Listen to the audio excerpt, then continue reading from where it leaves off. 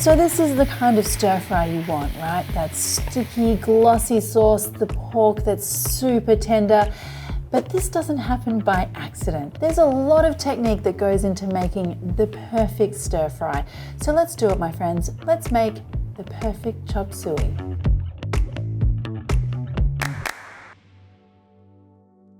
So I'm using pork fillet. This is really great because pork fillet or pork tenderloin is typically a very budget-friendly piece of meat that you can get from your supermarket.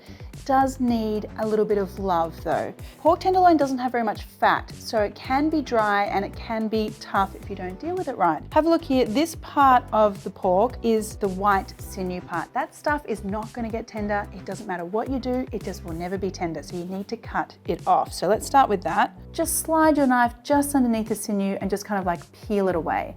The other key here is that slicing is very important. So I want to go really thin and on the diagonal. That will give you the best kind of like short muscle tendon. Shorter muscle tendons mean that the meat sort of breaks more easily in your mouth when you chew, which gives you the impression that it's more tender. That was a very long-winded way of saying just slice it on the diagonal so it's more tender. No, it's fantastic. Did you like it, Dad? I really enjoyed it. Well, you know, some people are interested in the details. I'm very interested. Yes, thank you.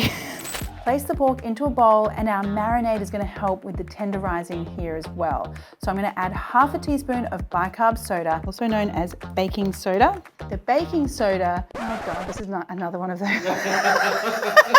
Stop it. So the baking soda actually raises the pH level on the outside of the pork, making it brown faster and keeping it more tender. That wasn't that long. Jamie! Where did you learn so much about baking soda? I'm also going to add corn flour. That's our next important ingredient. This gives us a really lovely kind of velvety texture to the pork. And then finally, for some flavor, soy sauce. Give all of that a mix. I find getting right in there with your hands so you're like massaging that pork. That is the best way to do it. That just needs about 10 minutes. So in the meantime, let's do all of our vegetables.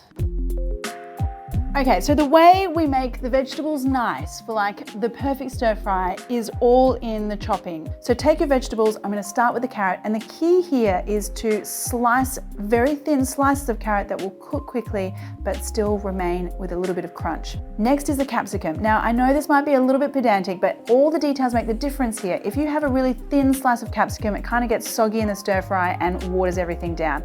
Big, nice chunks like this will mean that your capsicum is tender and crunchy and doesn't sog out your stir fry. Next is the cabbage. I also want some nice chunks here. And then shiitake mushrooms, or any kind of mushrooms that you've got really, or you could use any other kind of vegetable here. If you are using shiitakes, take the stems off and just thinly slice the mushroom. Vegetables done, next thing is the sauce.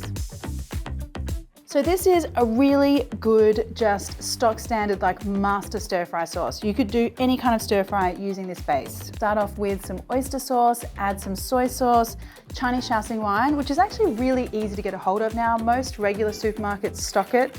If you don't want to use wine, you can actually use apple juice here as well. Dark soy sauce, that one's just for some color, sugar. And finally, my last little trick here for the sauce is to use a chicken stock cube. When you're eating this kind of like soy sauce based gravy stir fry in a good Chinese restaurant, you've got some MSG in there, which is really tasty. I prefer not to use MSG at home, but what I do like to use is an all natural chicken stock cube to give me that extra kind of kick of flavor. So before we get to the actual stir fry part, I just want to do one thing, and that is make my omelette. So to start off with, I just heat some oil in my wok here. When the oil's hot, you want to add in your egg. And when you've got a really good wok, the egg should just slide around. Beautifully seasoned wok, and there's nothing sticking. What wok are you using? I'm using the Mako wok, Dax. Best wok in the world. Where can I get one of these? You can get it from marianskitchen.com, Dax. Flip the eggs over. You can just divide them up. We're going to chop them up later, so it doesn't really matter how you flip them. Empty it out onto a chopping board, and just some rough chunks here is great. So we're going to start the stir fry now, and what I want you to do is get that wok really, really hot, smoking hot, then add in some oil, and the pork goes first. Tip it in and then use your spatula to spread it out so you've got a maximum amount of surface area coming into contact with the hot wok. Once you let it sear for about a minute or so, you can start tossing it around, and you can see that bicarb soda already working because the pork has gotten all lovely and golden in a very short amount of time. Now you can add in your onion, Toss that around, give it another minute or so. You'll notice that I'm gonna add in the ingredients one at a time and give them time to make friends with everything else in the wok to heat up and get a little bit of char. So now the onion's had its time, I'm gonna add in the garlic, toss that around, and then let's go in with vegetables. Start off with your firmer vegetables. I'm gonna go in with carrot first of all. Once that's had a minute in the pan, then you can add in your capsicum, then your cabbage, and then the mushrooms. At this point, we've got vegetables that are looking fairly tender. Our pork is probably almost cooked through, and now the sauce. So this is one really small adjustment you can make when you're adding your sauce. Add it around the edge of your wok because then the sauce immediately starts to caramelize and like build up all of its flavor. Now I can go in with some bean shoots and my egg.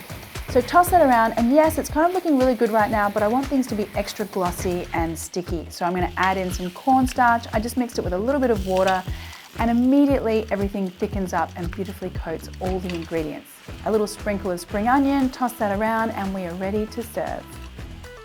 So it's at this point when you're serving it out that you can see that all of the little details have made all the difference. We've got a beautiful sauce that's thick and sticking to every ingredient.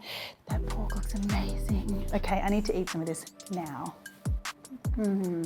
I think the key to an amazing stir fry is when the meat just literally melts in your mouth. The sauce is that perfect kind of like gravy, sticky texture.